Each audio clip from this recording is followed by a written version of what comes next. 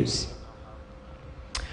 All right, so let's go to a story that has caused a lot of debate when it comes to that finance bill. So tonight, you, the taxpayer, will be on your own when the Finance Bill 2023 is introduced in the House for consideration by the plenary if the Kenya Kwanza coalition numbers in the National Assembly comes to play.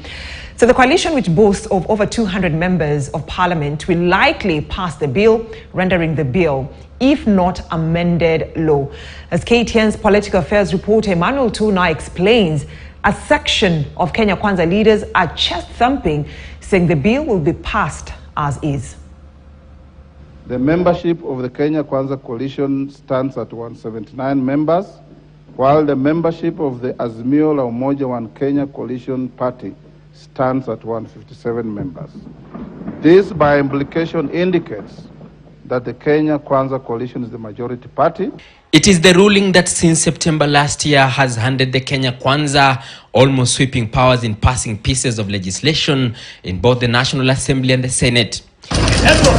The ruling coalition then having the simple majority that has now been bolstered by a move by about 20 members of the National Assembly in the Jubilee Party, who were initially in the Azimio la Umoja One Kenya coalition. As it stands, Kenya Kwanza has slightly over 200 members of parliament in the August House in its corner, and if the bill will take the coalition or the party position, the ruling coalition will have its way. The Nandi Senator Samson Cherargei has already sparked a controversy after he asserted that the bill would pass and not even a comma will be changed. Parliament, in fact, should move with speed, and we pass this bill as is.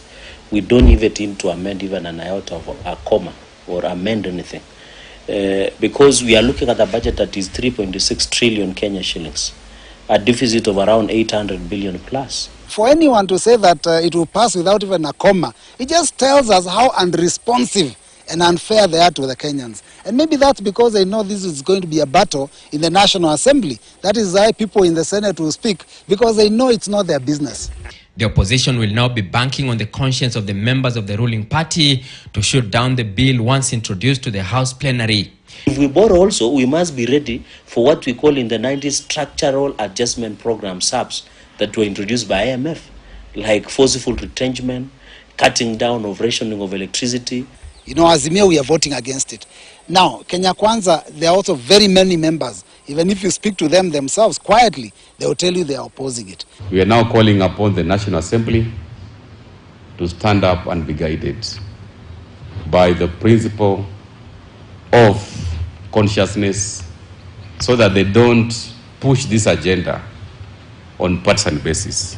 Even where there is such a huge majority, there is the issue of responsibility. I don't think all these members of parliament, 200 plus, are going to sit in parliament and try to suffocate Kenyans and try to give them bad laws. The bill is currently at the public participation stage, but the written memoranda may not have a serious impact if Kenyans do not show up and stand up against the bill. We should go to the town halls, we should go, to the meetings and they say, this is what we should also send memorandum, we should be able to write letters and they say we like this and we don't like this. The opposition chief Raila Odinga knows too well of the Kenya Kwanza numbers and has called for conscience when the legislators transact the business on the bill. Some who still feel about the hustler that used will see the fallacy of trying to introduce these measures here. If passed, the Finance Bill 2023 will introduce 10 new taxes aimed at financing the 3 trillion shillings budget by imposing more taxes, including a 3% deduction in the basic salary towards the National Housing Development Fund, increasing the pay as you earn for persons earning more than 500,000 shillings to 35%, up from 30%, among others. As of now, the finance bill remains a proposal, and there are chances that the taxation measures could change. Emmanuel To, KTN News, Nairobi.